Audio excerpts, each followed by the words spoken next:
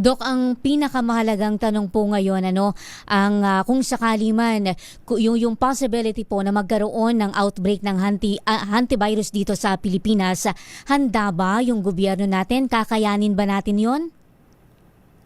Yes, kakayanin natin. Sa Ayun. pinagdaanan natin almost 5 taon sa COVID virus, I think kakayanin natin yan. Alam nyo, ang biggest problem lang kasi sa mundo, sa healthcare, ay ignorance. So we need to educate people. And this is one particular venue na nakakapag-educate tayo. Number two, ineptitude. Yung alam na natin na mali, hindi natin ginagamit. So ibig sabihin, kahit tayo sa bahay, pag nakakita tayo ng mga ganyan, linisin natin yung mga pwedeng droppings din ng mga daga or aso or pusa, yung kanilang mga ihi. Kasi leptospirosis din naman yan.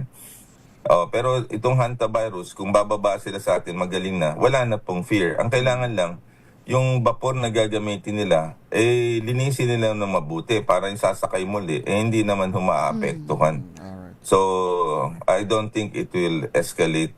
At kayang-kaya natin yan sa pamagitan ng Department of Health, DILG, and all other venues for prevention. Kayang gawin po yan na iprotektahan po natin ang ating sarili.